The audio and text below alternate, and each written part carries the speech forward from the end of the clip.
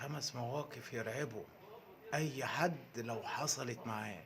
يعني بُص العصاية السحرية دي بتمشي في المَيّة أو الحنفية مفتوحة، بُص بقى هتكسر الحديدة إزاي، غريبة جدًا على فكرة. المهم اتفرّج على البنوتة دي وهي بتجيب حاجة من التلاجة وبتشربها، بُص اتشدِّت إزاي وما فيش أي دافع ليها خالص إنها تتشد بالطريقة دي، غريب أوي على فكرة. اتفرّجتوا على الخيال اللي طلع، بُص العروسة اتكلمت إزاي، الراجل نفسه اترعب منها. إيه ده!